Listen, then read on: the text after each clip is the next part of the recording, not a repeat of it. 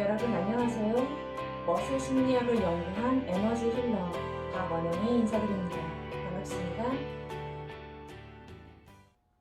네, 오늘은 멋의 이야기, 폴라리스 TV 멋의 이야기를 하는 두 번째 시간입니다.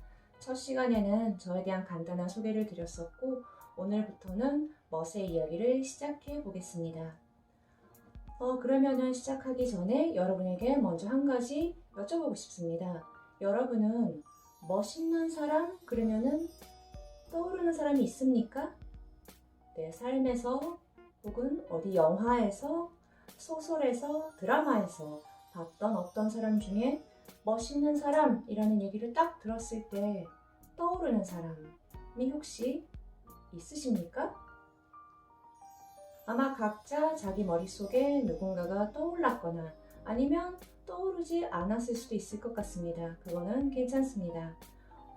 여러분이 지금 멋있는 사람 그랬을 때 누가 떠올랐느냐에 따라서 내가 멋을 어떻게 이해하고 있는가 하는 것을 알 수가 있겠지요. 그러면은 이번에는 멋있는 사람이라는 말 말고 다른 또 하나의 질문을 여러분께 던지고 싶습니다. 여러분이 평소 때나 아니면 살아오면서 주변 사람들한테 들었을 때 가장 기분이 좋아지는 칭찬은 무엇입니까? 이거는 사람마다 굉장히 다른 이야기들이 나왔을 것 같습니다. 훌륭한 사람, 착한 사람, 성실한 사람, 예쁜 사람, 능력 있는 사람, 뒤끝 없는 사람, 통쾌한 사람, 정말로 사람에 따라서 다양하게 어떤 칭찬을 들었을 때 기분이 좋은지가 나왔을 것 같은데요. 내가 이런 칭찬을 들었을 때 가장 기분이 좋다라는 얘기는 또 바꾸어서 얘기하면은 내가 무엇을 가장 가치롭게 생각하고 있는가 하는 부분하고 연결이 될 수가 있겠습니다. 근데 멋에 대한 저희가 이제 멋의 이야기를 할 거기 때문에 멋에 대해서 연구한 어떤 학자들의 견해에 따르면은 한국 사람이 들었을 때 가장 듣기 좋아하는 칭찬은 멋있는 사람이라고 합니다. 근데 가장 듣기 좋아하는 칭찬은 멋있는 사람이에요. 그러면 한국 사람은 멋있는 사람이 최고다라고 생각하고 있다는 얘기죠. 근데 그것과는 반대로 아이러니하게도 여기 지금 제가 인용 구절을 하나 읽어드리려고 하는데 멋과 한국인의 삶 나남 출판사에서 나온 제가 연구를 하면서 읽었던 책 중에 하나입니다. 여기에 나와 있는 얘기를 그대로 좀 읽어드릴게요. 저는 이 표현이 좀 안타까우면서도 재밌다는 생각이 들었거든요. 한국인이면 누구나 멋있는 사람이 되기를 원하고 멋있는 삶을 살기를 염원하지만 그 염원을 실현하는 경우는 그리 많지 않다. 본의 아니게 멋없는 사람이 되어 멋없는 삶을 사는 경우가 허다한 것이다. 참 안타까우면서도 너무 기가 막히게 잘 말씀을 하셨다라는 생각이 드는 게 한국 사람이면 누구나 멋있는 사람이 되고 싶어 한답니다. 그리고 멋있는 삶을 살고 싶은데 우리는 본의 아니게 멋없는 사람이 되어서 남들 하는 것처럼 똑같이 멋없는 삶을 반복하고 그렇게 살다가 간다는 거죠. 참 애석한 일이 아닐 수가 없습니다. 여러분, 멋이라는 말은 한국 고유의 말이라는 거 알고 계시죠? 멋이라는 말은 거기에 딱 들어맞는 외국어를 찾기가 어려운 그런 말입니다. 그만큼 멋이라는 말이 한국 사람들의 가치관 안에는 굉장히 핵심적인 어떤 부분에 중추적으로 자리 잡고 있다는 얘기죠. 그럼에도 우리는 그것이 핵심에 있는데도 그렇게 살지를 못하고 있습니다. 그 얘기는 또 나중에 또 할 건데요. 제가 멋의 심리학을 연구했다라고 이제 잘난 척하면서 얘기를 했는데 심리학에서 보면은 이상형론이라는 말이 있습니다. 이상형, 그러니까 어떤 한 사회나 무리들에서 이상적으로 생각하는 인간형에 대한 얘기인 거죠. 그래서 유교 문화가 강한 나라에서는 유교 가치관에 맞는 어떤 사람을 이상적인 사람으로 여기게 될 겁니다. 불교 문화가 강한 곳에서는 불교 가치관에 맞는 사람을 이상형으로, 그리스도교면 그리스도교. 주로는 그 가치관이 종교에서 제공되는 경우가 많긴 한데요. 한국은 특이하게도 여러 종교가 한 나라에 복잡복잡 같이 살면서 그들이 서로 충돌하지 않는 정말로 희한한 나라라고 합니다. 근데 그런 외래 종교가 우리들 가슴속의 가치관으로 자리 잡고 있기도 하지만 사실은 그 훨씬 이전에 한국 사람들의 마음 안에는 멋이라는 이 개념, 멋있는 사람, 멋있는 삶이라는 그러한 개념이 아주 추구할 만한 높은 가치로 자리를 잡고 있다고 합니다. 그러면 결국 아까 한국인이 듣기 좋아하는 칭찬은 멋있는 사람이다 라고 얘기를 했을 때, 그럼 한국 사람은 멋있는 사람을 이상적인 사람으로 생각한다 라는 얘기죠. 그렇다면 이상형론이라는 관점에서 볼 때 심리학적으로 한국인의 이상형은 바로 멋있는 사람인 거죠. 아까 멋있는 사람 그러면 누가 떠오릅니까? 라고 제가 여쭤봤는데 혹시 그때 아무리 생각해도 내가 제일 멋있는 것 같아 라는 대답이 혹시 떠오른 분이 계셨을지 모르겠습니다. 만약에 그런 분이 계셨다면 그런 분은 진짜 멋있는 사람이죠. 근데 멋의 이야기를 좀 이어가자면 우리가 통상적으로 멋이라는 말은 특이한 말은 아니죠. 우리가 일상 속에서 늘 쓰는 말입니다.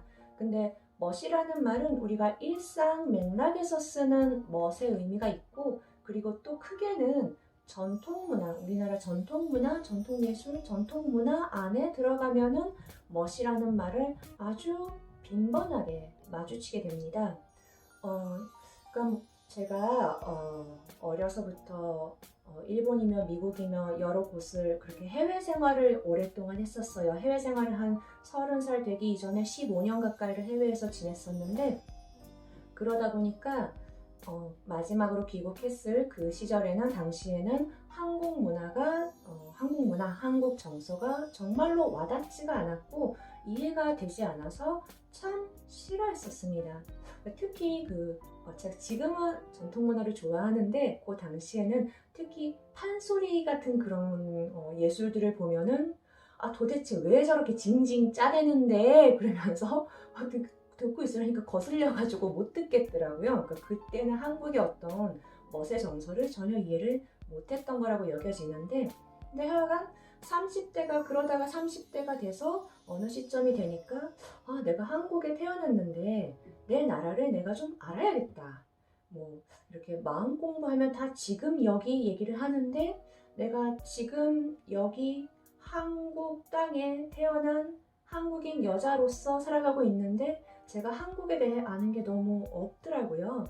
그래서 내가 내 나라를 좀 알아야겠다 라는 생각이 들어서 그때부터 우리 전통 문화에 대한 탐구를 시작하게 되었습니다. 자연스럽게 전통 예술을 통해서 다가가게 되었는데요.